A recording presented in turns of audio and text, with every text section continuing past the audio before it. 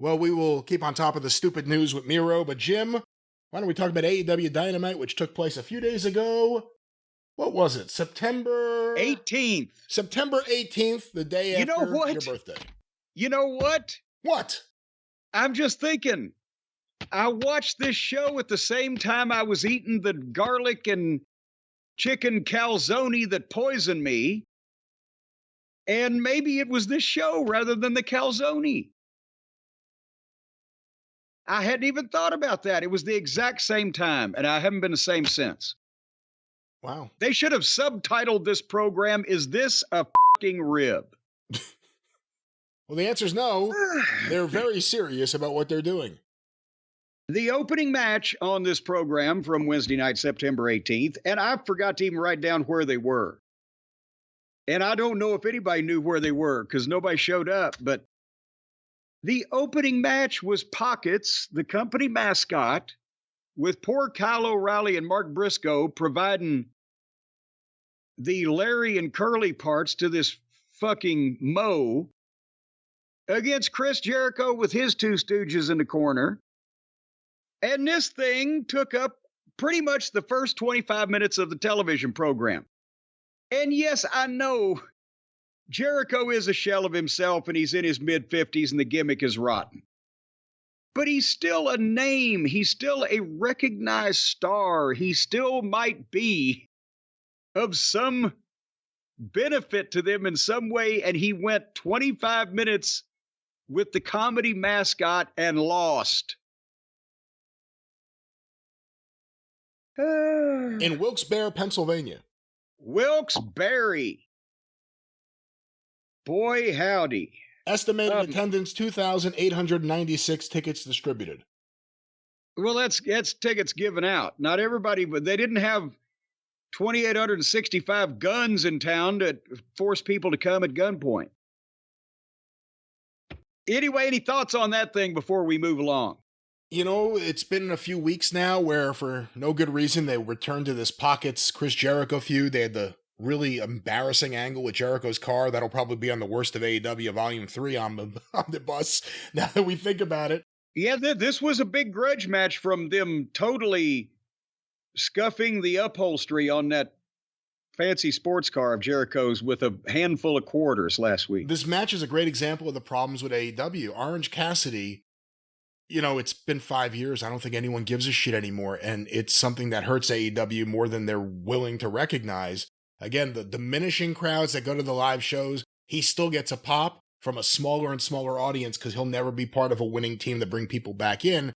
And Jericho's the opposite. Orange Cassidy's been doing the same thing for 5 years. Jericho, in the midst of the endless midlife crisis that is Chris Jericho, has an awful gimmick that the AEW fans don't like. It's not heat when people leave to go to the bathroom in the concession stands when you're on. That's not heat. That's the opposite of heat. That's we don't give a fuck.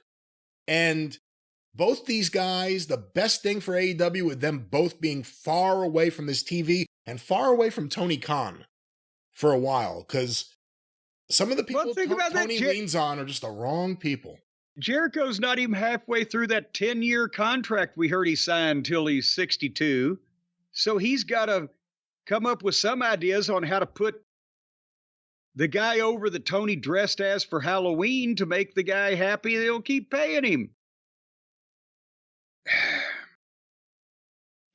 So then there was a lot of the plumber and Claudio and Pac and their thing. They did a promo in the back with the ominous music where they talked in circles and they're trying to get Wheeler Useless to defend the 6-man tag team belts next week, even though he didn't agree with them for beating up Bryan Danielson for whatever fucking reason. And that was an ongoing thing that we'll come back to. Did you enjoy the match between Hook and Tits McGee? No, not really. He came out, he suplexed the guy twice or 3 times and choked him out. I'm kind of bored. Yeah, bored may not be the right word. I'm kind of over Hook until they do something good with him. Well, it's disappointing now because it never went anywhere and he's been made to look stupid and his weaknesses have been exploited rather than his strengths being exploited. And imagine if he had Paul Heyman like Taz did. oh boy. You know what I mean? Like he would have found a way to not. We've seen it, like you said, we've seen every weakness on the mic, in the ring, and of course with the overall booking. The whole point of someone like that is to hide all that forever.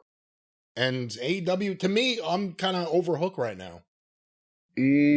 Well, maybe when he becomes a captain.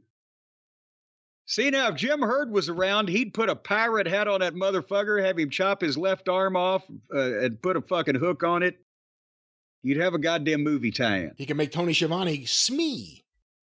Well, speaking of Smee, did you Smee the interview with Private Party? I did. This was the best interview I've ever seen them do ever. And for a moment, I said to myself, you know what? If they're going to use this Moxley thing to give Private Party a harder edge and make them more serious and believable, I couldn't believe how much I liked Isaiah Cassidy on the mic here. I thought this was great. Now, I want to congratulate the meth growers of America for, goddamn, it was like a Federal Express commercial. All of a sudden, they're blah, blah, blah, blah. Like, what the fuck happened here? Apparently, they knew they had to get it in before they got the shit kicked out of them later on. Well, that's the problem with it. It was a good promo if you were going to set them up to be a little different. Instead, I mean, we'll talk about when we talk about it, but when you punch Jon Moxley and he doesn't even sell it, like it right away, as soon as I saw that, I'm like, oh, these guys had a chance with that promo to be a little different, and now they're just back to being flippy jobbers. Every babyface in this company starts a fucking fight and promptly gets his ass handed to him. You know, again, you look at AEW 5 years of Dynamite. The very beginning, you looked at Mark Quinn and you said, if this guy had training, if this guy was produced, this guy could be, I don't know if you said top star. I won't go that far, but this guy could be a star. He could be money for you. He could be money for you. That was 5 years ago. They're exactly where they were 5 years ago. If not worse off, because 5 years ago, we hadn't seen them get their ass kicked all the time, or be jobbers, or be aligned with the Hardys, or just nonstop bad booking. Oh, they were suckered by several crooked managers, weren't they? They were. And again, we're 5 years later, you looked at Mark Quinn and you saw the talent there. When was the last time you remember even seeing him in the ring do anything? So they're doing something really wrong with that. Well, speaking of really wrong, Renee Moxley Good was with Christian Cage and his company, and even Christian's promos now are just kind of, well, it's the same thing he's been doing. He's very well spoken, but we're not covering any new ground here. But then Pip Sabian came in the room off camera, and Christian Cage tells him off. And he said, I don't care whether your dad's dead. Well, he was trying to talk to Nick Wayne, right? Well, I don't know what the fuck he's doing. Did Pip Sabian and Nick Wayne used to have a relationship? Were they dating on Saturday nights? What was going on there? I don't know what's going on with them, but I think that's what it is. He's trying to talk to Nick Wayne, and that's what's causing Christian to, you know, at this point, why could you even be bothered? Every promo he does, no matter who he's feuding with, your wife is dead, your dad's dead, your mom's dead. What the fuck? Your company's dead. Your fucking promos are dead. Your gimmick is dead. No one cares about this. It's dead. How did you like the tag team match with Serena and Maria against Queen Waiata and Yuka Sakazaki? Queen Aminata, who's a very attractive woman, and Yuka, who the fans there seem to know and seem to react to. I needed a break. Yeah. After that long Private Party promo and a Christian promo, I needed a little bit of a break, so I actually did not watch this match. I must admit, I'm not really into the AEW women's division. Well, and then did you see the Nigel McGuinness package where they actually finally told us that he used to be a professional wrestler? We just talked about that in the review last week, and we said this was the big thing missing. They're assuming that fans know anything about Nigel when the only thing he's ever done on mainstream TV was as Desmond Wolfe or being a commentator. Maybe it's a little too late considering the events next week. But at least they tried. And I thought it was a really good video. I think they did a good job with it. And also when Nigel said, a lot of people don't even know I was a wrestler. Bleach your hair again. You look cool back then. there is something to be said for that, because you see a bleach blonde guy in this day and age, he's a wrestler. But anyway, folks, we were at 9:00 in this 2-hour program with what we have just described to you.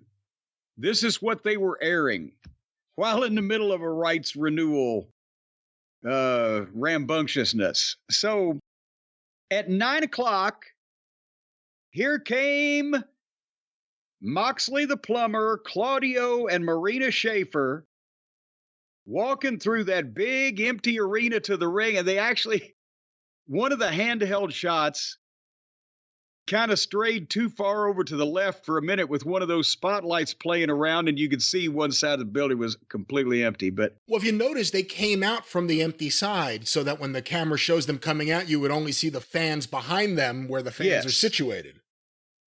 Yes, it's a piece of a very tough balancing act you got to do there between trying to get a shot and showing that there ain't nobody there. But then as soon as they walk to the ring, here comes Private Party, your favorite tag team, Brian.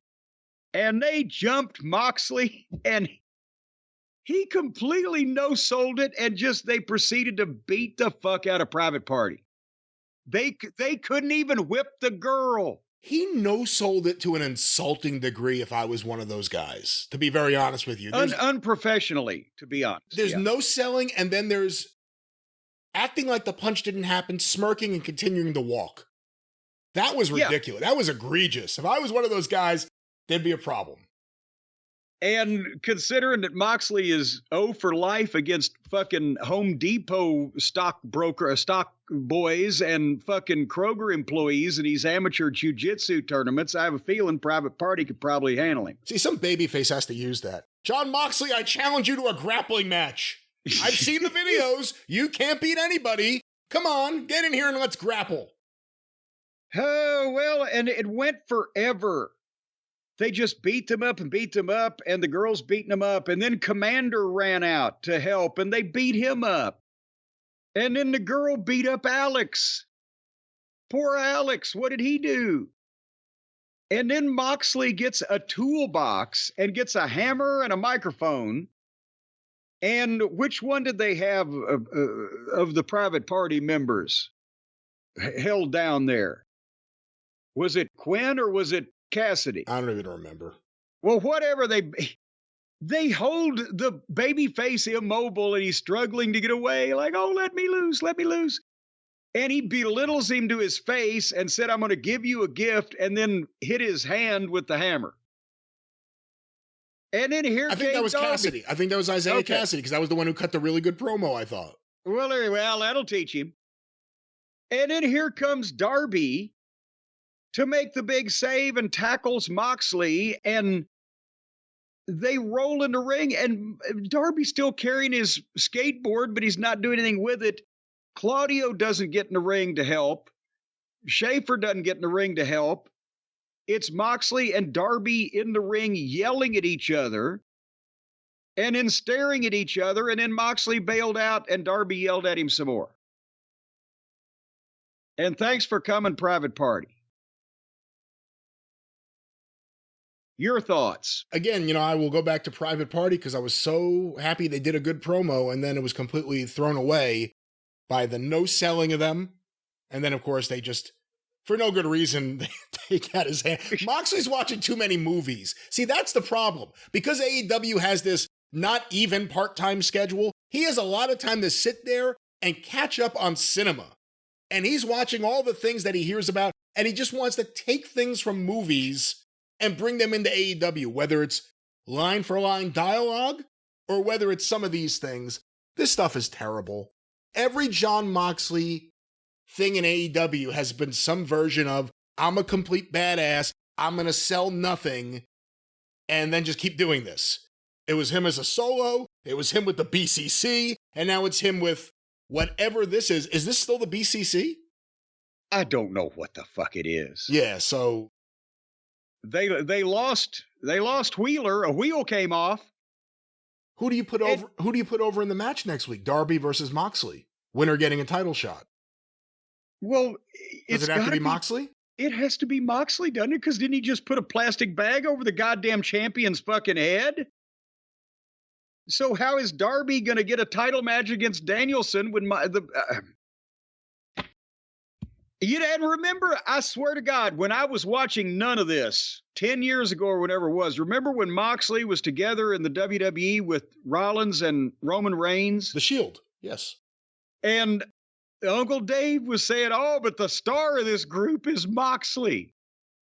And I was like, boy, that guy must be pretty good, because I know how good Tyler Black was. The star of the group is the guy who has the best relationship with my website. That's what it is. Well, there you go. Now we have found out that what the fuck?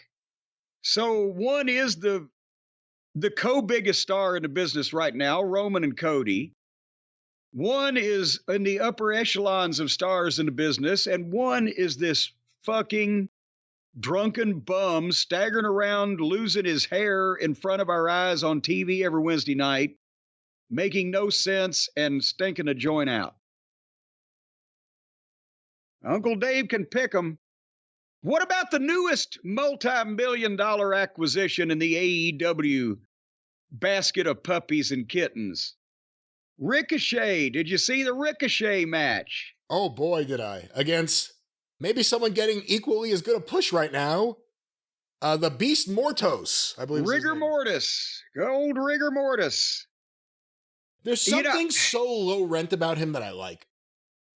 It just looks like a generic luchador on like a garage show in Southern California. What are those chains? The chains on his bull mask. There are chains hanging down on either side of the cheeks. How can you punch this guy without breaking your hand? See, he's smart. Well, anyway, this, I got a little bit of it and I had to get some relief. I had to fast forward through it because it's sloppy, nonsensical, aggressive parkour because you got what you got here. But it took their new big star, Ricochet, who is, what'd you say? A couple weeks ago. How long is it going to take him to be one of the boys? I said about 3 or 4 weeks. Yeah, it took maybe. Here you go. Maybe quicker than that. Yeah. We've never seen this fucking mentor until 2 weeks ago, and it took their new big signing 15 minutes to beat this guy, and he did it with a head kick to a stationary target that didn't come close, and then a reverse DDT slam thing. Not even a flying dingbat off the top rope. What the fuck was this? There was a spot that people started sending around of Ricochet going for a kick or a stomp of some sort and completely missing. Yes, that was there's the bull of the woods, baby, is on his knees with his head bent over, and Ricochet jumps up and is going to do a big flying stomp and came down like 6 inches in front of the guy's head and stomped the mat, and the guy collapsed. And it 15 minutes again of this.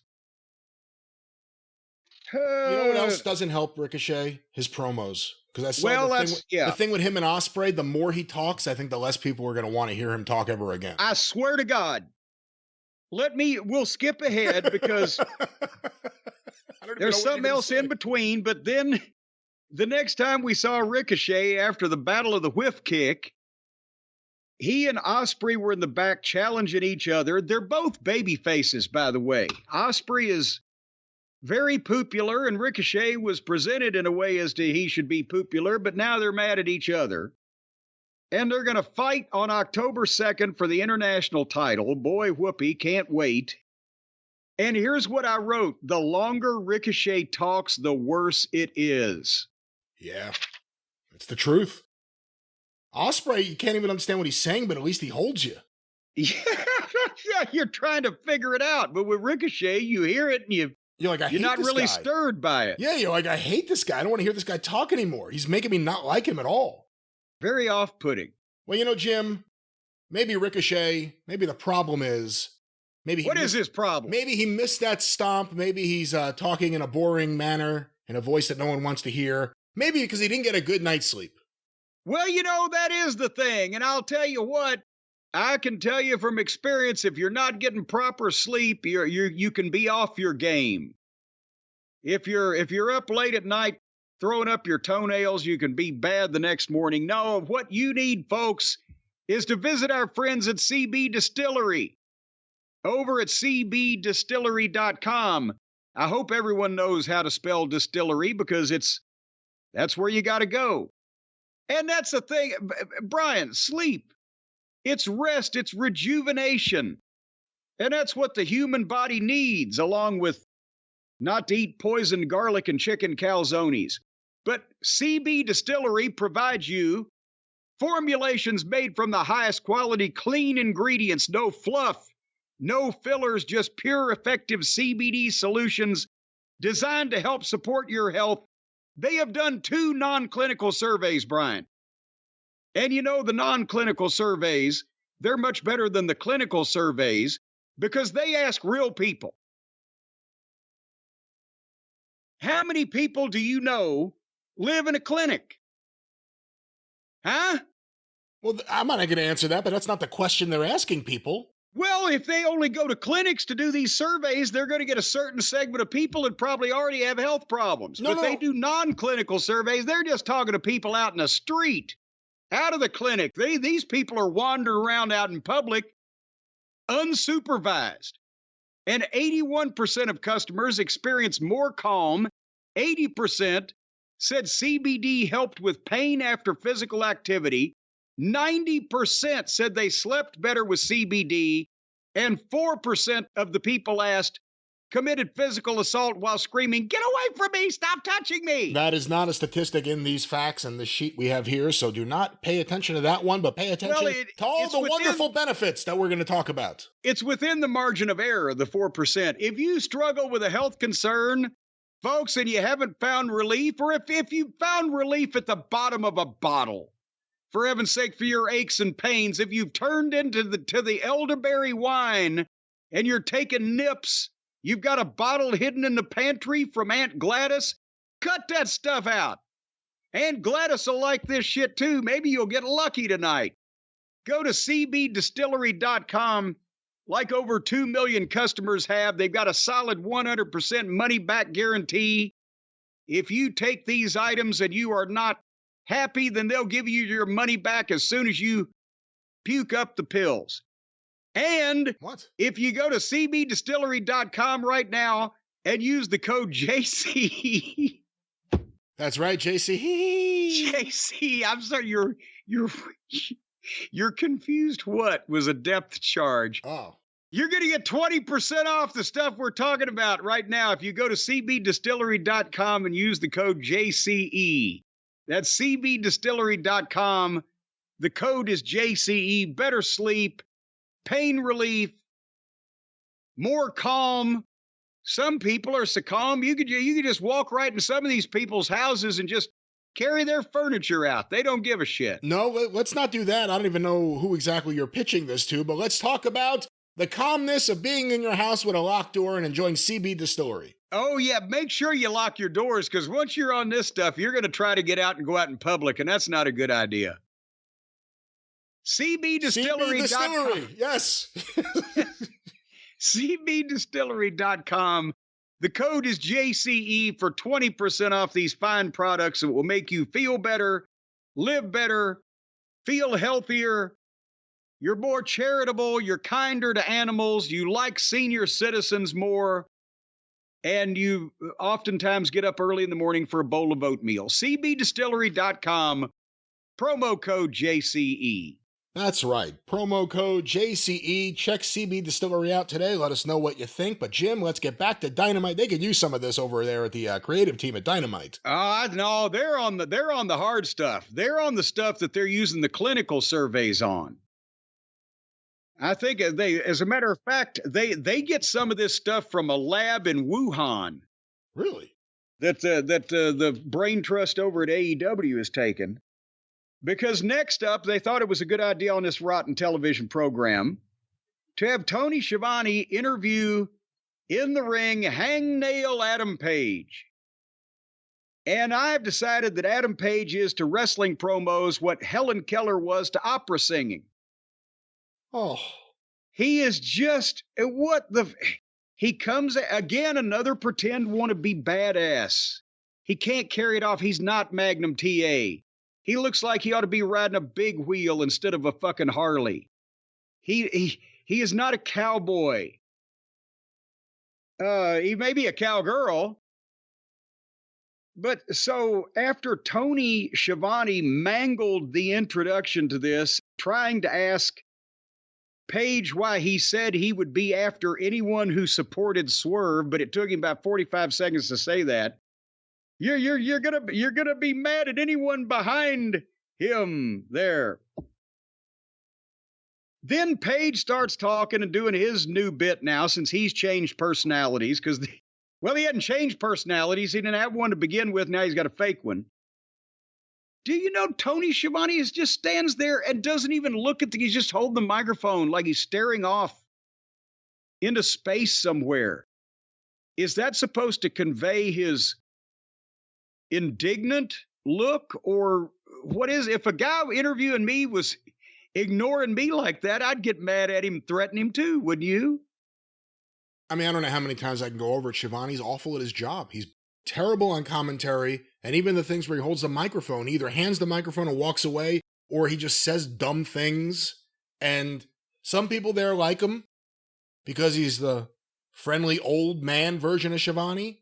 I've always gotten along with Tony. I always liked Tony myself, but if he... Terrible. He's terrible. I know it. I mean, I don't know what a good announcer could do with this rotten program, but he's got to try, doesn't he? Something. When was the last time Tony Schiavone tried? That was the whole problem with him in WCW. He was just this empty shell, seemingly breathing and blinking, but spitting out just nonsense all the time. And he does it here. Everything's the greatest. The fans are up. Good call. He says nothing. He's there because he's Tony Khan's stooge, which is the role he's sought out since the beginning of AEW. Well, and there was so much competition for that one, too. I'm surprised he was able to place so highly. But anyway, Page then threatens Tony. He's going to beat Tony up because Tony said good things about Swerve. And then Jeff Jarrett came out to save the day. And Page beat the shit out of him all around ringside. And then when security ran out, Jeff was trying to fight back and Page fucking left. And then Jeff said, well, I'm not going to let Page touch Tony. No, you didn't. You let him beat the shit out of you. Yeah, you idiot. What sense did that make? And I mean, at least Jeff was trying to show a little fire at the end there when the security came in and everything. But God almighty, every baby face. It just... Where's the Giant? Where's Sanjay? Where's his whole little clique of people who don't do anything? Why aren't they beating him up too? Well, they ran out there to help pull him apart after he got his ass handed to him. I put money on Karen Jarrett against Adam Page. Why isn't she going after him? You know what? I'll goddamn guarantee I've seen her in action. Oh, really? Oh, quit. At one now. of those freak-offs that you guys have? No, come on. I've been hearing about this. It's in the news. She'll ring your bell. Oh. Karen could... How much does that cost? How much? Stop talking like that, you filthy-minded individual. I'm saying Karen Jarrett could kick the shit out of Hangnail Page. I'm convinced of it. You know what problem too with Hangman Page is? He may have been a sap, but he was so nice as a drunk. He was just such a nice, happy drunk, all things considered, seeing how he turned out. Well, see that maybe he needs to drink again. Yeah, you got to get back on the booze. That's the thing. They're wanting us to say this guy is now, or wanting us to think or believe that this guy is now some badass homicidal maniac that burns houses down and exacts retribution on people when he was a morose, simpering drunk hanging out with fucking comedy job guys for 2 years in his life. And then they realized maybe about 1 year and 11 and a half months too late that they'd made a mistake, and then it's too late. Based on the way Jeff Jarrett's been used, especially over the last 6 months or so, considering everything that happened with Adam Page and Swerve, is this an acceptable side thing until Swerve comes back? Well, they've done a couple of things here lately with Jeff that made the people like him. He's been doing the heel thing, and the people didn't want to like Jeff because he's too old school wrestling for that crowd or whatever. So it did, and it was with Sanjay and the comedy stuff and the goofy pinhead giant. And that was gaga, but Jeff can talk. And Jeff can still work. And when they had him do that interview with Danielson and start to try to give him the pep talk or whatever, people started liking it. And you could have made Jeff Jarrett into a personality that while his best days in the ring may be behind him, he could be a mentor, motivator, or coach to some needy and I'm not talking about some fucking job guy off the bottom of the barrel. I'm talking about coming in when Danielson needs a helping hand, or coming in when another top babyface needs words of encouragement, and they get close, and then you beat up Jeff to get heat on the match with the top babyface that he's goddamn mentoring and the guy that beat him up. And you can even have the match first because Jeff can work and he can get all these green fuckers through the shit where it would make sense. But then they blew that within weeks to where now, okay, he does a promo every now and then and people like it and he gets beat up. The fuck? You've got to establish some relationship, some importance for somebody to have Jeff giving them this talking to and on their side. And then Jeff has to show that he's still capable of standing up for himself and maybe beat a few fucking miscellaneous people. And then the other guy, he has the match and he gets the shit kicked out of him in the end and the angle is done. And the other guy, I don't know what the fuck I'm even going through this for. All right, well, we're going to continue going through whatever the fuck it is we're talking about here, but that was the Adam Page, Tony Schiavone, Jeff Jarrett segment. Yes. Go out of your way not to see that, but what else was on this show, Jim? The main event, the 6-man tag team match. Explain this one to me, Lucy. Osprey and Felcher and Take a Shit with Don Fallis against the Hartley Boys and O'Cody. Okay. They're all heels, except for Osprey, who's supposed to be a babyface, after he asked out of the heel manager's stable. But the heel manager and his friend Felcher asked him to come back for this 6-man tag team match. But they're all heels. Who would give a shit about this? It makes no sense. What is Don Fallis's purpose there now? Who is trying to get the heat here? The one team is the EVPs that have been running rampant. They're not really running rampant anymore, but nothing was ever done to make them stop running rampant. And they pile drove the owner of the company. It's never been mentioned again, except it was just for the NFL documentary, right? Right, and that was a big thing this week where NFL released a Day with Tony Khan thing where he had the neck brace on. Yes. And his idea of selling the angle was being able to do everything he would normally do just wearing a neck brace. Yes. And other people from other teams were saying, what's going on with that neck brace? They were making fun of him. They were mocking him, as you would expect. He could hear them, and he even said in one of the clips, well, see if you like it if you get pile driven. What the fuck is about to... And it seems like now, looking back, that he only did that for this documentary because it did nothing to help the business, nothing to build into future weeks of television. It was a useless, what should have been a major angle. When was the last time it was mentioned on TV? I don't recall. Yeah. I don't recall, but the other thing in that NFL documentary, apparently they showed Tony Khan, Tony Schiavone's avatar. They showed Tony Khan 5 years ago, like on an NFL field with his dad. He looked normal, didn't he? It was like another person. It was like another, not to say that if you would have sat down with him, he wouldn't have just spit out a bunch of shit like he does with everyone else. I can vouch for phone calls. But he it's like night and day what the wrestling business has done to him. It's night and day. Night and day.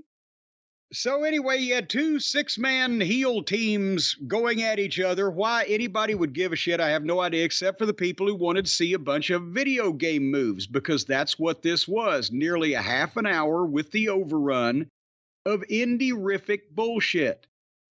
They have their own referee, the corpse ref, Rick Knox. So they can do whatever, the flipping and flopping, the same old shit. I don't know there was a tag in the last 5 minutes of this match, at least. It's just people running at each other and doing things. And most of them look like children. Take a shit's got a ton of potential, or did have. He's been wasted. They didn't do anything with him when they had the opportunity. Then they bring in other Japanese wrestlers that are much worse than he is and pay him a lot more. Felcher, good young athlete with some kind of focus on something. You could do something with him. Ospreay, we've said, needs to be produced, or he'll just be a video game, but the people like him and you could work with him. And of course, we know the Hardley boys are a total loss. And Cody, how long is it going to be, Brian, before people quit pretending that this guy can move or can bump or can... He can't move. He doesn't bump. His strikes barely connect. He moves like a hippo with a hernia. And he's trying as hard as possible not to get hurt or break a sweat. He moves like he's in quicksand. Can you argue with anything I just said? I've always liked Okada in New Japan when I watched his big matches, but I cannot argue that he has been a non-entity in AEW. And despite the push and the belt and the alignment with the Bucks, he's been a non-entity. And in the ring, he has been disappointing, at least to me and seemingly to a lot of other people. And the other part of the problem is, on one side, you kind of have, in a perfect world, a little shot of the future. Ospreay, Fletcher, and again, I think the more you see of him, at least for me, yeah, he does a lot of the stupid stuff everyone does because those are all the people he's around and he has no one producing him. Who's giving him ideas? Don Callis? But he's got size and he's getting bigger. He's still a young guy. Yeah. Takeshita, I've always been high on, and you have too when you watch him. He's been a non-entity because he hasn't been around, but they're against the Bucks and Okada. The Bucks are dead. I mean, they are frighteningly dead when you really think about the buzz they once had around them. It's amazing to see how little anyone cares about them and how little the AEW fans care about them. And Okada? But it's one thing. Once you've seen what you see, it ain't gonna change. And if you saw it in 2015, it's the same thing it is now. It's just they're older and less interesting. There's no potential anymore. It used to be, oh man, they can go to WWE or they could go to Ring of Honor or they could do this. They could start their own company. We're 5 years later. There's nothing left. Barely any hair left, but there's nothing left. And Okada, you know, at least he shows up for work. I'll give him that. There's a lot of millionaires in AEW who don't go to work, apparently. At least he shows up. But I tuned out of this match. And this isn't something I would have done a few years ago, even with the Bucks inclusion. But I didn't give a shit. And we know that they're building towards the story with the Callis family and Ospreay. It was all about the story, not about the match, but AEW focuses on the match, not the story. And again, if we knew whose side we were supposed to be on, this would be a lot easier.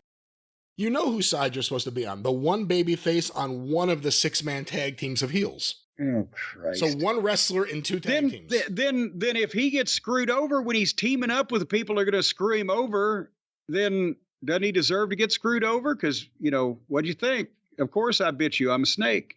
I just want to know if anyone has the guts, if anyone has said to Tony Khan's face, you cannot book television. Even if you want to be the matchmaker for the pay-per-views, let someone else who's not one of the wrestlers put together the television show. The TV never does them any favors. And that's the whole job of the TV. I bet you that probably the only person that ever told him to his face that he was a rotten booker is currently one of the biggest stars in the WWE. Which one?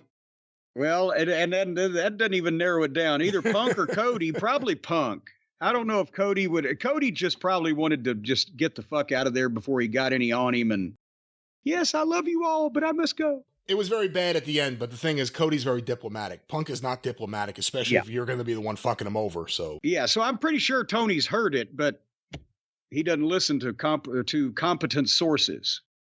So the Bucks are dead. Okada's dead. The Ospreay Fletcher Callis thing is something. And of course, you got the Ospreay Ricochet match, which they're determined to do very, very soon. Is that next week? I think they said 2 weeks. 2 weeks. Coming out of the tag title. Got to give match. it a big, long build. Well, that was AEW Dynamite. What were the ratings on this fiasco? Were they dead? Let me pull up the ratings here. AEW Dynamite, September 18th, 2024, 8 to 10:06 p.m. on TBS. On average, watched by 687,000 viewers. Oh, all right. So they're back under 7. And just for comparison's sake, because we've talked about it before, I just want to see if I could pull this up rather quickly. The day before NXT on USA, September 17th, 8 to 10:07 p.m., on average, 677,000 viewers. Gee, so 10,000 people difference now between the developmental program and their A show. And they're building NXT up in the weeks before it goes to broadcast TV. Punk in Chicago, week 1, Orton in St. Louis, week 2. That could be very interesting. Well, let me go to the quarterly hour breakdown, Jim. These were compiled by WrestleNomics. Quarter 1. And noted trainer Thurston Howell III. Quarter 1, Chris Jericho versus Orange Cassidy with picture-in-picture ads. 782,000 viewers. Okay, now they didn't start again as strong as some weeks, so that means they don't have as fur to fall. But I would say this thing had to run off at least 50,000 viewers in the first 15 minutes, don't you? Well, we will find out. Quarter 2, 8:15, 8:30 p.m. The continuation of Jericho versus Pockets. The Pac Claudio Moxley backstage promo. Wait, Pac really disappeared when they all came out. The Wheeler Yuta backstage promo. And Hook versus JD Inc. 724,000 viewers. Okay, it wasn't 50, it was 58,000 that they lost. Well, we go now to quarter 3, 8:30 to 8:45 p.m.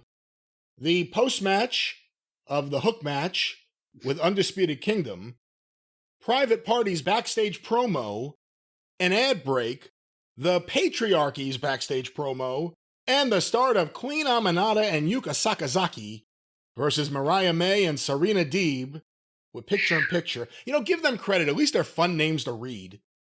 682,000 viewers. Apparently not fun names to watch, though. There went another 42,000. So they're down 100,000 even in the first 45 minutes. Well, we go now to quarter 4, 8:45 to 9 p.m. The continuation of Aminata and Sakazaki versus May and Deeb. The Mina Shirakawa promo. Oh, God. An ad break. Nigel McGuinness's video. And the John Moxley, Claudio Castagnoli, Marina Shafir Private Party and Commander live angle. 674,000 viewers. And it continues to fall. At least that was only 8,000. That's kind of normal bathroom break kind of thing, but nobody's clamoring to come back in. Well, we go to the big 9 o'clock hour, 9 to 9:15 p.m. The continuation of Moxley and Claudio and Marina and Private Party and Commander and Darby and their live angle. A Jack Perry video that was nonsensical. We didn't even talk about that. Oh, I skipped over that because I saw that fucking bus and I said, fuck it. And the Ricochet versus Beast Mortos match with picture-in-picture ads, or the start of it. 715,000 viewers. Also, the high point in the key demo, 3:30. So they got back up over 700,000. That's 2630, so 41,000 people at the top of the hour. But it doesn't look from their average like they were able to keep them. Am I predicting correctly? We will find out. We go to quarter 6, 9:15 and 9:30 p.m. The continuation of Ricochet versus the Beast Mortos. The Hangman Adam Page video, an ad break, and the Hangman Adam Page live promo, the start of it. 661,000 viewers. Good Lord. All right. So there went 39, 49, 54,000 people, or basically more than they just gained. That's the low point of the show so far. We go now to quarter 6, 9:30 to 9:45 p.m. The Hangman Adam Page, is this quarter 6? No, this is quarter 7, excuse me. Quarter 7, yes. Hangman Adam Page, Jeff Jarrett live angle. The Ricochet Kyle Fletcher backstage angle. An ad break. And the Elite versus Konosuke Takeshita. Will Ospreay and Kyle Fletcher. 641,000 viewers. Wow, the main event starts and they lose 20,000. Well, we go now to quarter 8. I remind you, we have a 6-minute overrun. Quarter 8, 9:45 to 10 p.m. The continuation of the Elite versus the Callis family with picture-in-picture twice. 637,000 viewers. 6-minute overrun. 627,000 viewers. Dad, they lose. They've killed Modern Family. So they went from the start of the program at 782,000. They lost 141,000 from there to the start of the main event. And the main event lost them another 14,000 people. And again, ever since this overrun issue came up with Dave Meltzer really trying to spin it that it's a positive thing and that it's the responsibility of the fans to keep track of it, it seems like the overrun's always down. Now, we just saw on SmackDown the opposite. They started low, or at least at their low point, and the show kept building. Yeah, you get a bump at the 9 o'clock hour. That's your job to try to win people over at that time. They did. And their overrun went up. AEW, every week the overrun goes down, and it was the Bryan Danielson Swerve Strickland feud. And now it's the stuff with the Bucks. And Will Ospreay, it seems like whenever they have the top babyface in the company in something at the end of the show, people don't watch. It's every week. Well, another case of there you are. Well, of course, Jim, coming out of AEW Dynamite, you may, if you watch it every week, look down and go, hey, I'm a neckbeard. I got to do something about this. You need a fine, responsible razor just for you. Well, and you also, you don't need to put a razor near your neck when you've been watching AEW on television. You might just decide to end it all, but you can't do that with Harry's, for heaven's sake, because they're sharp blades, but they're also safety blades. And you're not going to do any damage to yourself. You're just going to shear that facial hair right off from the neck, from the cheek, maybe even the insides of the ears. You never know what you can get this ergonomically designed handle on this razor into. Why don't we just stick to the face, the external face? The external as opposed to the interior face. Well, if you've got... If you're two-faced, you need two sets of Harry's, one for each face. But folks, the people at Harry's know that you don't want to shave with low-quality products. So they have found a way to get an incredible shave for a price way lower than the big brands. You know, when you go into the grocery store or the drugstore or the big chains, you go to buy these cartridges containing the razor blades. They've got a ball and chain attached to them. They've got alarms on them because they cost $50, $60, $80, $100, $250 each sometimes. Have you bought any of those $250 razor cartridges? No, that's not for me. Luckily, I subscribe to Harry's. Well, that's true because you can get the trial kit from Harry's, which is basically a beautiful 5-blade razor with a weighted, ergonomically designed handle, the foaming shave gel, and travel cover for $3. If you go to harrys.com/JCE, now that's HARRYS.com/JCE. There's no apostrophe, by the way, in the Harry's, just flat out like it is. And if you like that trial set that regularly goes for $13, then you can sign up and you can get this stuff delivered to you. You don't even need to leave the house. And it's a no-risk trial because if you don't like the way that it makes you feel and look, then you can cancel at any time. It's on them. It's all their fault. They admit it. Brian, have you made them admit anything yet? They don't need to admit a thing. I'm happy with Harry's. They've done a great job for me so far. And that's why they call him Happy Harry. Who calls him that? Well, everybody that knows him, folks around town. Did you ever play Leisure Suit Larry? No, I never played with Leisure Suit Larry. Did he play nice? Well, let's talk about Harry. I'm sorry. Okay, well, Larry's different than Harry. But Larry used to be Harry, but then he got the shave company going. Anyway, and if you like this stuff that we're talking about, they've also got other self-care products. And you need to take care of yourself because if you don't, who else is going to? They've got lathering, skin softening body wash, and designer scents. They've got extra strength, high quality, amazing smelling deodorant that will deodorize you. As a matter of fact, Moxley started wearing this stuff. He completely disappeared. And other hair and grooming products that fit unique looks and needs. And some of you people out there, we've seen you. You look unique. So right now, snap into it, baby. Get the edge on your shave with Harry's. Get started with that $13 trial set you're going to get for just $3. That's not even $1 a week to keep a slick face. Harrys.com/JCE. Harrys.com/JCE. And shave it like you own it.